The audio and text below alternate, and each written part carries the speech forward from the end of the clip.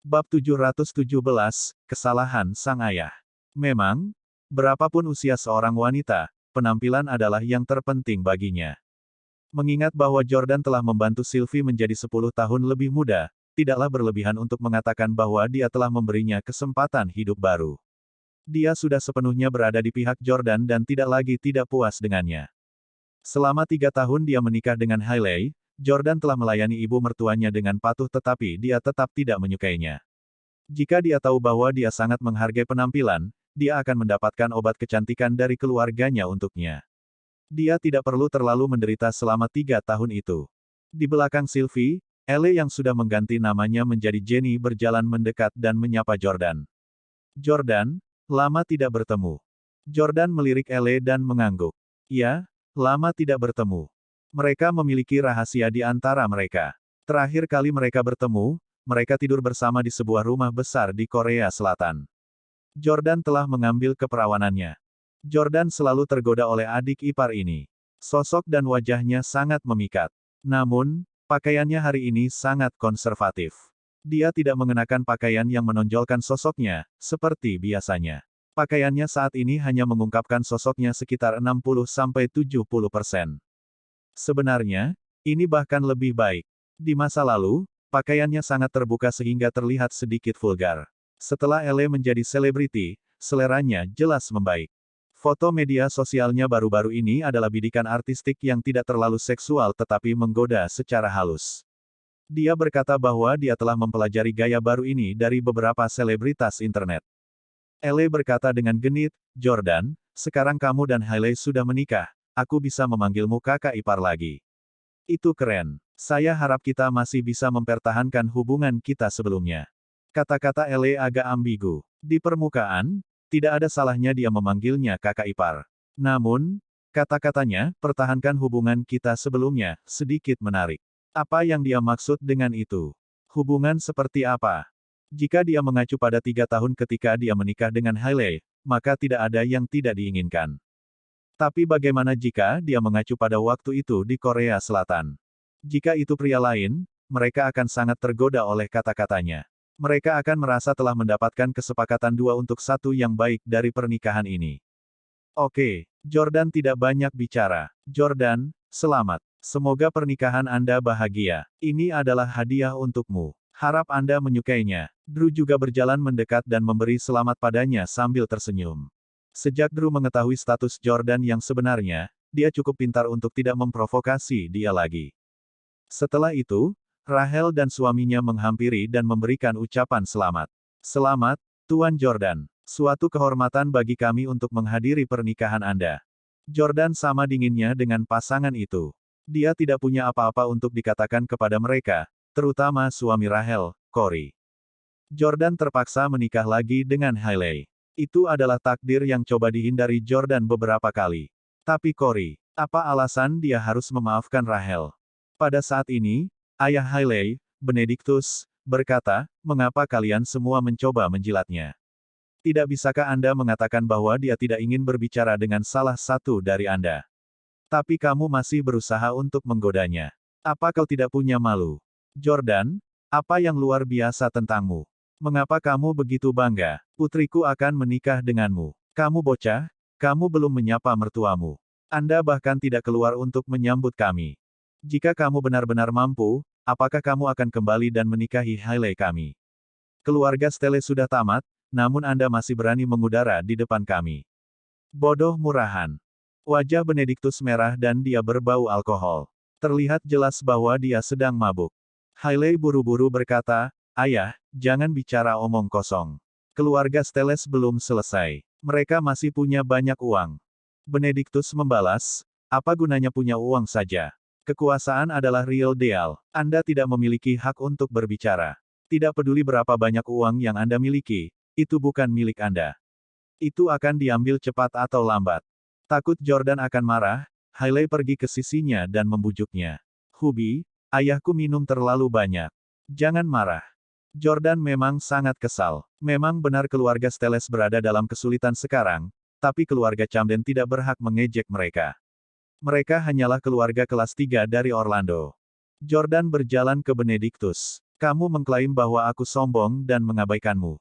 Ketika saya pertama kali menikah dengan Hailey, apakah Anda peduli atau menghormati saya? Juga, Anda seorang pria, tetapi kemampuan apa yang Anda miliki?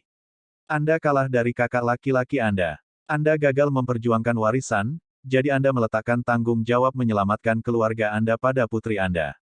Jika Anda tidak memaksanya bertengkar dengan keluarga kakak laki-laki Anda, dia tidak akan meminjam uang dari Tyler dan tidak akan menipu saya. Anda membahayakan dia dan keluarga Anda sendiri. Apa hakmu untuk mengkritikku? Setiap kata Jordan benar. Dia sama sekali tidak memfitnahnya. Saat itu, ketika Jordan pertama kali bertemu Hailey, dia masih lugu dan cantik. Dia sangat pemalu dan pendiam. Namun, orang tuanya terus menekannya untuk bertengkar dengan keluarga pamannya. Ini secara bertahap mendistorsi nilai-nilai Hailey. Dia percaya bahwa dia hanya bisa mendapatkan kebahagiaan dengan uang. Bagaimana jika Benedict tidak pernah melibatkan Hailey dalam konflik keluarganya? Mungkin, Hailey tidak akan menjadi seperti ini hari ini. Itu adalah kesalahan sang ayah ketika seorang wanita melakukan kesalahan. Benedictus mabuk dan merasa sangat malu dengan teguran publik Jordan. Dia berteriak, "Start, aku ayah mertuamu. Beraninya kau menceramahiku. Dasar anak nakal, bagaimanapun juga keluargamu sendiri sudah tamat. Aku akan menamparkan wajahmu yang tidak berguna hari ini." Dengan itu, Benedictus mencoba menyerang Jordan. "Drew, hentikan pamanmu." Sylvie menjadi sangat cemas. Drew dengan cepat meraih Benedict untuk mencegahnya menyerang karena dia tahu kekuatan Jordan dengan sangat baik. Benedictus mabuk dan 20 tahun lebih tua dari Jordan. Tetapi bahkan di masa jayanya, dia tetap tidak akan menjadi tandingan Jordan. "Paman, apakah kamu gila? Keluarga kami mengandalkan Jordan. Jika kamu memukulnya, Camdens akan hancur." Drew mencoba yang terbaik untuk menghentikan Benedictus. Teriak Benedictus saat dia meronta. "Andalkan dia, pantatku. Lihatlah betapa tidak bersyukurnya dia. Jadi bagaimana jika Hailey berselingkuh? Bagaimana Anda bisa menyalahkannya? Dia tidak akan menipu Anda jika Anda tidak berpura-pura miskin. Kamu pantas mendapatkannya. Jika kamu terus berpura-pura, aku akan memastikan Hailey berselingkuh lagi." Drew dengan cepat menutupi mulut Benedictus dengan tangannya untuk menghentikannya melanjutkan. Benedictus berjuang lebih keras lagi. Pemantiknya jatuh ke tanah dan ditendang ke samping. Korek api mengenai kaki bangku tinggi. Bangkunya terbuat dari kayu, jadi pasti sangat kokoh. Namun, itu bergoyang seolah akan hancur setelah disambar korek api kecil. Jordan sangat marah mendengar kata-kata Benedictus dan mengepalkan tinjunya, siap meninju ayah mertuanya. Tapi setelah dia melihat bangku itu, dia langsung berubah pikiran. Bab 718, mengajar ayah mertua sebuah pelajaran. Dia akan membuat putrinya menipu Jordan lagi. Jordan sangat marah. Kata-kata Benedictus tidak bisa dimaafkan. Sebagai seorang ayah, dia tidak hanya gagal mengajari putrinya moral yang lebih baik, dia juga akan mendorongnya untuk melakukan lebih banyak kesalahan. Dia mencari kematian. Jordan adalah dewa. Dia adalah kekuatan maha kuasa yang tidak mentolerir ketidaksopanan. Setelah Jordan mengetahui bahwa dia adalah dewa, dia bersumpah pada dirinya sendiri bahwa dia tidak akan pernah membiarkan siapapun menggertaknya lagi. Tidak ada yang berhak karena dia adalah dewa. "Hubi, tolong jangan lakukan itu. Bagaimanapun juga dia adalah ayahku." Hailey sepertinya sudah menduga bahwa Jordan mungkin bergerak dan buru-buru datang untuk menghentikannya. "Benar, Tuan Jordan. Ayah Hailey minum terlalu banyak. Anda adalah orang yang murah hati. Tidak perlu repot tentang dia, kan?" Rachel dan Cory juga datang untuk menengahi. Jordan dan Hailey akan menikah. Dia juga tidak ingin memukuli ayah mertuanya saat ini. Apalagi, dia sudah tahu bagaimana membalas dendam pada Benedictus. "Baiklah, kalian semua minggir. Saya tidak akan memukul siapapun." Jordan berjalan ke sisi Benedictus karena bangkunya ada di sana. Jordan menghadap Benedictus dan berkata, "Pergilah. Jangan halangi jalanku. Saya ingin duduk di bangku di sana." Ketika Benedictus melihat bahwa Jordan tidak berani memukulnya, dia semakin yakin bahwa keluarga Stelle telah menolak. Tidak bisakah kamu melihat bahwa aku ingin duduk di bangku itu? Pergi kamu. Itu tempat dudukku." Tidak apa-apa jika Jordan tidak mengatakan bahwa dia ingin duduk di bangku itu. Begitu dia melakukannya, Benedictus langsung ingin duduk di atasnya terlebih dahulu. Jordan sudah mengharapkan ini dari Benedictus. Oleh karena itu, Jordan diam-diam menunggu untuk menikmati tontonan yang akan datang. Benediktus berjalan ke bangku tinggi dan duduk tanpa ragu. Pria yang lebih tua memiliki berat sekitar 75 kilogram. Setelah dia duduk, bangku kayu itu langsung patah karena beratnya, dan Benediktus langsung jatuh ke tanah. Ah! Benediktus berteriak kesakitan. Jatuh terlentang seperti ini bukanlah masalah kecil bagi Benediktus. Jordan ingat bahwa Benediktus pernah jatuh dari bangku tua di rumah nenek Hailey dan mengalami cedera yang berlangsung lama. Saat itu, Benediktus harus dikirim ke rumah sakit. Puff! Benediktus memuntahkan darah karena jatuh. Sepertinya dia terluka parah. Aku memang kejam dan licik. Jordan diam-diam memuji dirinya sendiri. Untunglah Benediktus datang dan membuat keributan, menyebabkan pemantiknya membentur bangku. Kalau tidak, Jordan tidak akan tahu bangku itu rusak sejak awal dan mungkin duduk di atasnya. Siapa lagi yang harus dia salahkan karena melukai dirinya sendiri? Siapa yang ingin menyakitiku? Aku baru saja membunuh seorang dokter. Mungkinkah keluarga atau teman-temannya? Jordan sangat yakin bahwa bangku yang rusak ini adalah jebakan yang dimaksudkan untuknya. Dan dia telah menghadiahkan itu kepada Benediktus karena telah memprovokasi dia. Ah! Sakit, sakit. Jordan, kamu. Benediktus menunjuk ke arah Jordan dengan nada menuduh. Jordan mencibir dan berkata kepada Hailey, cepat kirim ayahmu ke ruang medis. Namun, Anda sebaiknya mengawasinya dengan mata kepala sendiri. Jika tidak, dokter mungkin akan melakukan sesuatu pada ayah Anda. Jangan biarkan dia terkena penyakit lain sebelum cederanya saat ini pulih. Hailey bingung. Hubi, apa maksudmu dengan itu? Apakah Anda mengatakan bahwa para dokter di sini tidak berguna? Jordan berkata, apa lagi? Apa menurutmu aku punya waktu untuk menyiapkan bangku yang rusak terlebih dahulu dan menunggu ayahmu duduk di atasnya? Hailey ingat bahwa Jordan baru saja membunuh seorang dokter di sini dan langsung tercerahkan. Oh, saya mengerti. Ayah, Jordan tidak ada hubungannya dengan ini. Dokterlah yang ingin menyakiti kami. Anda mengambil peluru untuk kami. Maafkan aku, ayah. Aku mengambil peluru untuknya. Benediktus ingin menangis. Aku tahu seharusnya aku tidak datang. Aduh. Jordan berkata, baiklah, berhenti berteriak. Saya ingin melihat siapa yang berani memasang jebakan untuk saya. Ayo pergi. Aku akan membawamu ke ruang medis. Dengan itu, Jordan membawa Benediktus dan yang lainnya ke ruang medis. Keluarga Steles secara khusus menyiapkan ruang medis ini untuk Jordan. Namun, meskipun para dokter ini awalnya berada di bawah Steles, mereka telah berpindah pihak sejak lama. Mereka sekarang setia kepada 6 keluarga. Ketika mereka sampai di ruang medis, ada 5 atau 6 orang di dalamnya, terdiri dari pria dan wanita. Jordan memimpin kelompok itu, berjalan tinggi dan tegak. Dia baik-baik saja. Di sisi lain, Benediktus harus didukung oleh seseorang. Dia tampak terluka parah. Seorang pria berkacamata menyipitkan matanya karena terkejut melihat mereka. Jordan melangkah ke ruang medis dan bertanya, siapa yang meletakkan bangku di kamarku? Ruang medis sunyi. Tidak ada yang berani mengeluarkan suara. Semua orang berpura-pura tidak mendengar atau mengetahui apapun. Pria berkacamata itu diam-diam mengirim pesan di obrolan grup, teman-teman, jangan panik. Selama tidak ada dari kita yang berbicara, dia tidak akan bisa menebak siapa yang melakukannya. Abaikan saja dia. Dia bukan lagi tuan kita. Benar saja, bahkan setelah menunggu lebih dari 10 detik, tidak ada yang menanggapi Jordan. Mereka pura-pura sibuk dengan pekerjaan. Sylvie mendukung Benediktus. Dia tidak bisa menahan diri untuk tidak berbicara. Mengapa para dokter ini seperti ini? Mereka benar-benar mengabaikan kita. Tidak apa-apa jika mereka mengabaikan Benedik, tapi Jordan adalah bos mereka, bukan? Dia membayar gaji mereka, kan? Mereka bahkan tidak mau repot-repot menyapanya. Jordan berkata dengan dingin, beberapa dari kalian terlihat sangat akrab.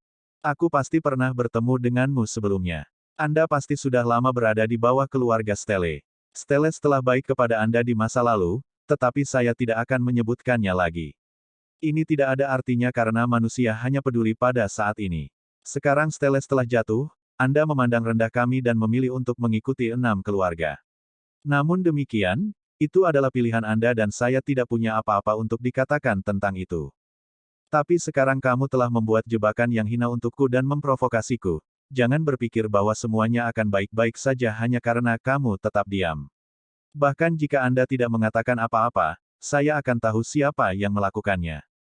Ruang medis tetap sunyi, tetapi ekspresi para dokter dipenuhi dengan penghinaan. Tak satu pun dari mereka percaya klaim Jordan. Jika tidak ada dari mereka yang mengaku, tidak mungkin Jordan bisa menebak siapa yang melakukannya. Tapi yang tidak mereka ketahui adalah bahwa Jordan adalah dewa. Mudah baginya untuk menangani masalah kecil ini. Jordan pertama-tama menganalisis ekspresi mikro para dokter untuk menyaring tersangka yang paling mungkin. Itu adalah pria berkacamata.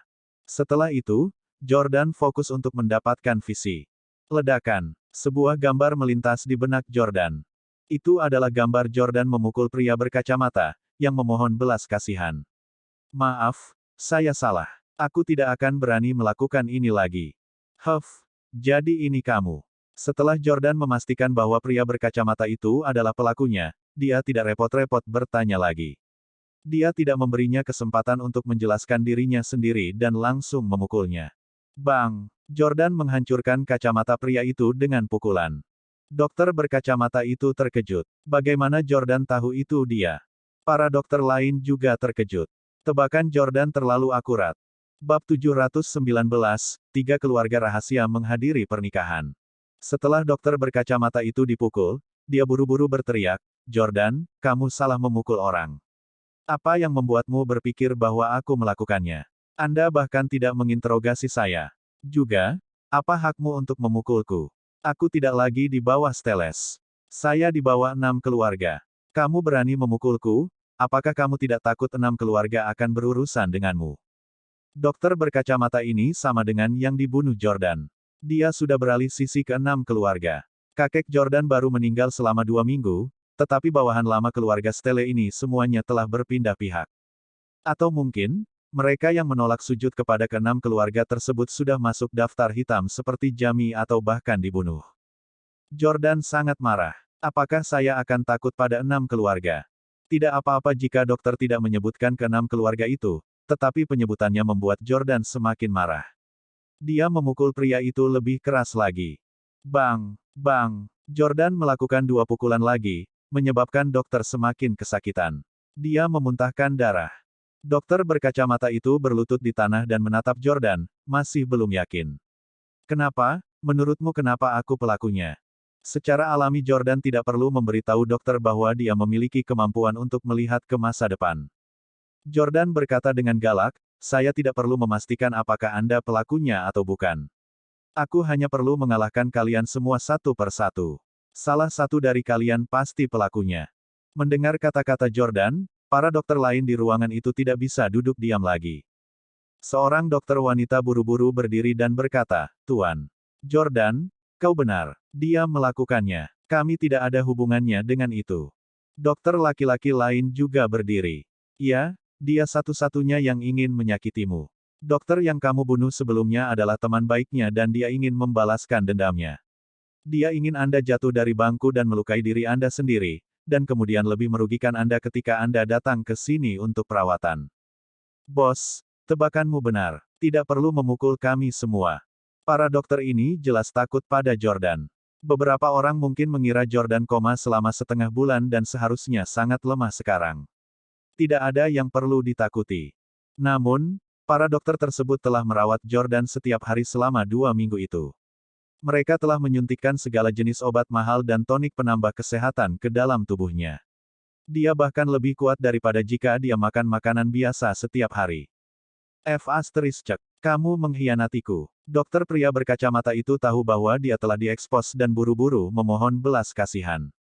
Maaf, saya salah. Aku tidak akan berani melakukan ini lagi. Jordan tersenyum dingin. Bukankah dia menyaksikan adegan ini sebelumnya? Namun, Jordan tidak melepaskannya. Sebaliknya, dia meraih tangan dokter dan melumpuhkannya. Aduh, arg. Dokter berkacamata itu berteriak kesakitan saat Jordan meremukkan kedua tangannya. Dalam hitungan detik, dia sekarang lumpuh. Semua orang terlalu takut untuk berbicara, termasuk keluarga Camden. Mereka sudah lama mengenal Jordan. Dari tatapan terkejut mereka, terlihat jelas bahwa Jordan tidak seperti ini sebelumnya. Jordan menjadi lebih kejam. Jordan memandang para dokter dan berkata dengan dingin, dengarkan baik-baik. Perhatikan baik-baik. Jika Anda memprovokasi saya atau mencoba menyakiti saya dengan cara apapun, Anda akan mati atau lumpuh. Jika Anda ingin seperti kedua orang itu, Anda bisa mencobanya. Selama ini, Steles telah memperlakukan Anda dengan baik. Sekarang keluarga saya dalam masalah, saya dapat memahami jika Anda mengalami kesulitan dan tidak punya pilihan selain tunduk pada 6 keluarga. Tapi jika kamu dengan rela tunduk pada 6 keluarga karena kamu selalu berpikir bahwa Steles tidak layak menjadi bosmu, maka aku tidak akan melepaskanmu. Juga, apakah Anda percaya atau tidak, keenam keluarga itu hanyalah sekelompok sampah kelas rendah. Cepat atau lambat, saya akan menginjak-injak mereka di bawah kaki saya. Aku akan mengambil kembali semua yang pernah menjadi milik keluarga Steles. Semua orang terkejut dengan kata-kata Jordan. Aura dominannya jauh lebih mengesankan daripada Jesse, ketua Steles saat ini. Hubi, kamu benar. Saya juga percaya bahwa Anda akan berhasil. Hailey memandang Jordan dengan kagum. Drew juga mengolesi Jordan dengan mentega. Kakak ipar luar biasa. Beberapa jam kemudian, hampir tengah hari. Saat ini, Jordan dan Hailey sudah berganti pakaian pernikahan. Saat ini, 3 pesawat tak terlihat tiba-tiba muncul di Pulau Gaatafushi. 3 orang keluar dari 3 pesawat. Mereka adalah Park Chan-yang, Miyamoto Masaki dan Geng Weilun. Setelah Park Chan-yang dan 2 lainnya saling menyapa, mereka berjalan berdampingan. Park Chan-yang tertawa bahagia. Mereka yang tidak tahu lebih baik akan mengira dia ada di sini untuk menghadiri pernikahan saudara laki-lakinya yang baik, itulah sebabnya dia sangat bersemangat. Bahkan, dia secara khusus datang ke pernikahan Jordan untuk mempermalukannya. Park Chan-yang tersenyum. Aku tidak bisa menahan perasaan senang membayangkan menyaksikan penghinaan bocah Jordan itu nanti. Haha. Miyamoto Masaki berkata, bocah ini tidak sadarkan diri selama setengah bulan. Saya pikir dia akan mati. Untungnya, dia tidak mati. Kalau tidak, itu akan terlalu mudah baginya. Aku masih berpikir untuk melawannya lagi untuk membalas penghinaanku sebelumnya. Geng Weilun, sebaliknya, lebih menyendiri. Dia hanya tersenyum dan tidak mengatakan sepatah kata pun. Status keluarga Geng lebih tinggi dari keluarga Park dan Miyamoto, jadi Park Chan yang berinisiatif untuk berbicara dengan Geng Weilun. Geng, kami tidak berharap Anda secara pribadi datang dan menyaksikan penghinaan Jordan. Sepertinya kamu memiliki banyak kebencian terhadap Jordan. Geng Weilun mendengus. Meskipun Jordan tidak pernah menyinggung saya tidak tahan bagaimana ibu saya selalu membelanya dan berbicara untuknya. Apa hak anak ini untuk menerima cinta ibuku? Park Chan yang mengangguk. Ya, menurutku itu juga aneh. Nyonya Geng sering membela Jordan dan memujinya.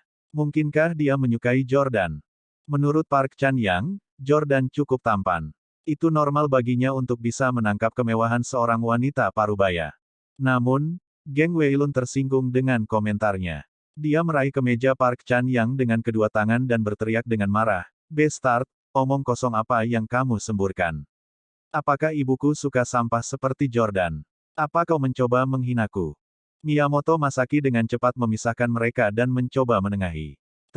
Geng, jangan marah. Saya tidak berpikir itu yang dimaksud Tuan Park. Merasakan situasi yang meningkat, Park Chan yang buru-buru menjelaskan. Aku benar-benar tidak bermaksud begitu. Ini adalah kesalahanku. Bagaimana orang rendahan seperti Jordan bisa menarik perhatian ibumu? Maaf, saya tidak akan menyebutkannya lagi. Anda sebaiknya tidak. Geng Weilun mendengus. Tapi Park Chan yang sebenarnya merasa sangat marah di dalam, sialan Geng Weilun itu. Dia lebih muda dariku, tapi dia berani meneriakiku hanya karena keluarganya lebih kuat. Siapapun yang tidak buta dapat melihat bahwa ibumu menyukai Jordan. Dia bahkan mungkin sudah tidur dengannya. Kamu orang bodoh. Jordan bahkan mungkin menjadi ayah tirimu di masa depan. Bab 720, Jordan, kami di sini. Park Chan yang kesal dengan Geng Weilun tetapi dia tidak berani menyuarakan ketidaksenangannya karena keluarga Geng adalah yang kedua setelah keluarga Rong. Mereka bertiga datang bersama tetapi mereka tidak berada di level yang sama. Namun demikian, mereka semua ada di sini untuk menertawakan Jordan. Saat mereka bertiga berjalan, mereka tiba-tiba menyadari bahwa angin sepertinya semakin kencang dan suara ombak menjadi jauh lebih bergejolak.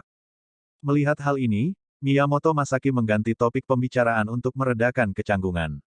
Ngomong-ngomong, apakah kalian berkonsultasi dengan tim meteorologi keluargamu? Sebelum saya datang, Seorang tetua di keluarga saya memperingatkan saya bahwa cuaca di sini aneh dan bahkan menyarankan saya untuk membatalkan perjalanan. Park Chan-yang juga mengangguk. Ya, ayah saya juga memperingatkan saya bahwa angin akan sangat kencang di sini. Bahkan ada kemungkinan jika terjadi gempa bumi di dekatnya. Namun, Geng Weilun tersenyum menghina. Ahli meteorologi saya tidak mengeluarkan peringatan apapun sehingga kalian tidak perlu gugup. Jangan khawatir, jika terjadi sesuatu, saya akan segera menerima kabar. Geng Weilun jelas merasa bahwa ahli meteorologi keluarganya jauh lebih baik dalam memprediksi cuaca daripada keluarga Park dan Miyamoto. Nyatanya, dua lainnya juga berpikir demikian dan tidak lagi khawatir. Mereka mengobrol dan tertawa sambil berjalan. Namun, Geng Weilun segera menerima pesan dari keluarganya, Tuan Weilun, jangan dekat-dekat Maladewa untuk saat ini. Geng Weilun terkejut. Dia baru saja mengumumkan kepada dua orang lainnya bahwa semuanya baik-baik saja. Dan sekarang, keluarganya telah mengeluarkan peringatan.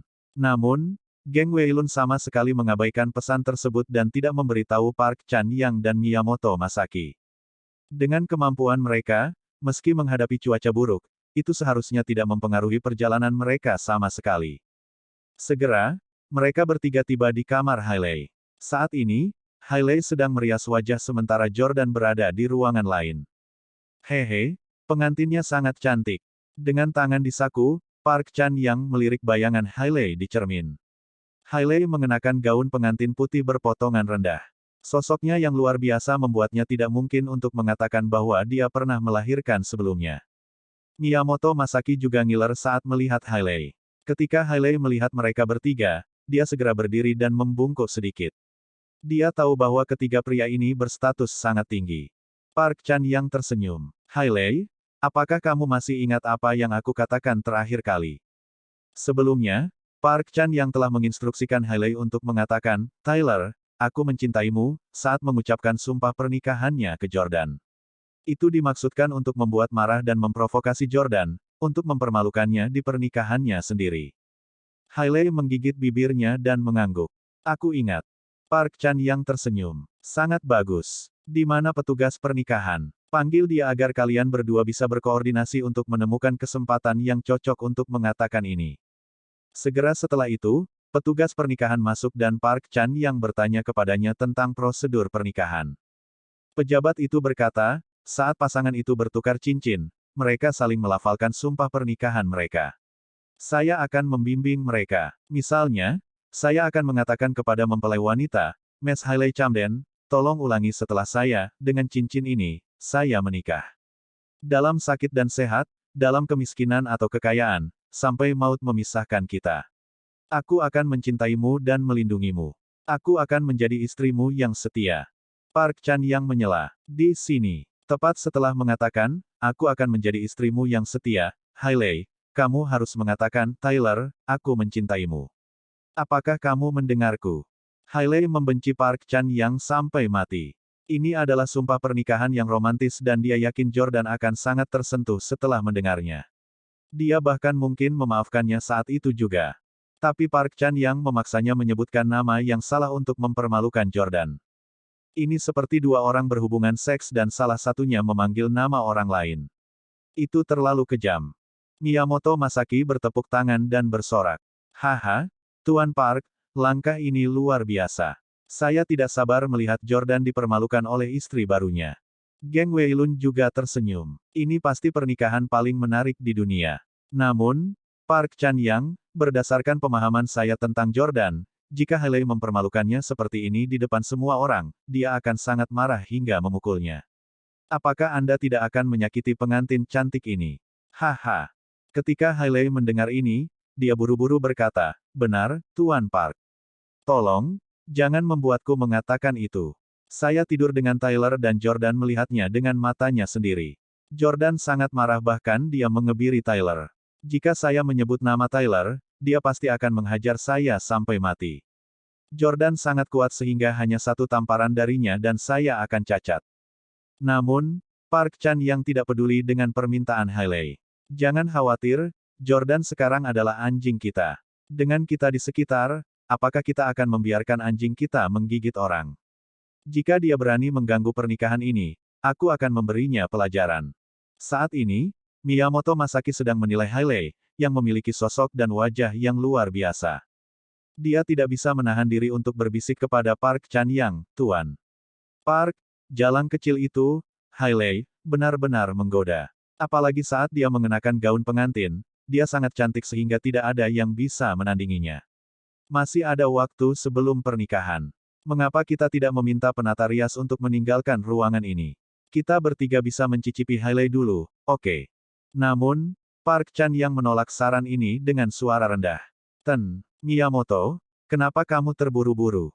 Setelah Hailey menikah dengan Jordan, dia akan menjadi pelayan kita juga. Dia harus menghormati kita sebagai tuannya. Setelah pernikahan, kamu bisa bermain dengannya sesukamu.